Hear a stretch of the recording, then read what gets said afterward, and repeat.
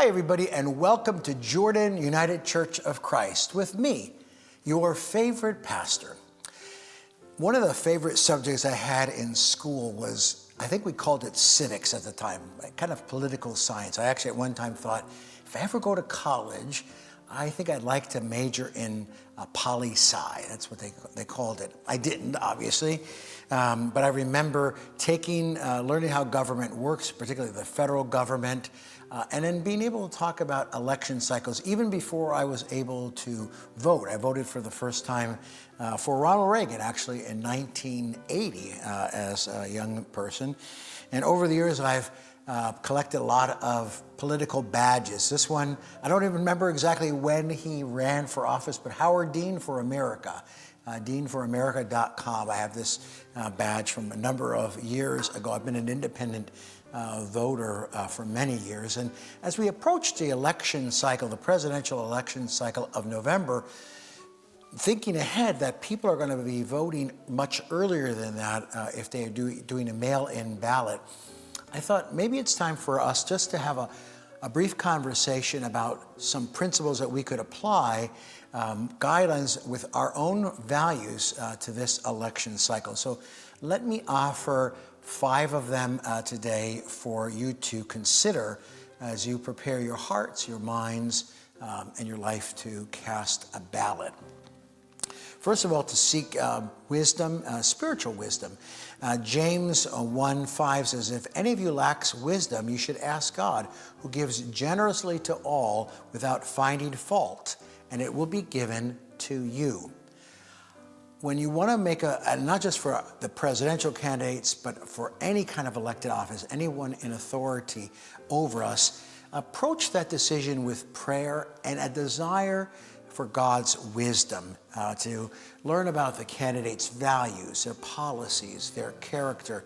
Consider how their leadership style aligns with what you know from Scripture and biblical principles. Secondly, think about which candidates are promoting justice and righteousness. Micah 6:8, he has shown you, O mortal, what is good. And what does the Lord require of you? To act justly, to love mercy, and to walk humbly with your God. That's on our t-shirts from Back Bay Mission, that particular passage.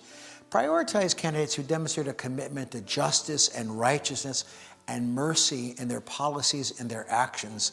Consider particularly how their leadership will impact those who are marginalized, those who are poor and oppressed in our society. Third, exercise love and respect for others. Mark 12:31 says, the second is this, of course, Jesus speaking, love your neighbor as yourself. There is no greater commandment than this. So when we engage in the election process, let's do it with love and respect for others, even those who have differing opinions than you and I.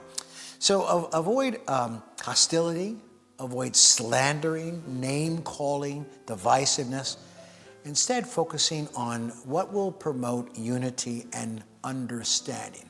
Our votes, there are members of the church who have told me over the years, we know our votes cancel out each other's, but we still love each other and we still respect each other, even if we vote differently.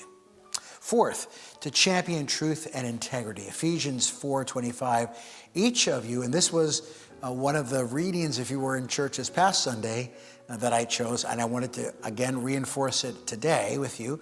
Therefore, each of you must put off falsehood and speak truthfully to your neighbor, for you are all members of one body. I would ask that you support candidates who demonstrate honesty, transparency, and integrity in their words and actions. Do they say they're going to show you something or they're going to do something? Are they going to show you? Are they going to do it? Or are they just going to ignore it? Be vigilant against misinformation and base your decision on truth. That is so important.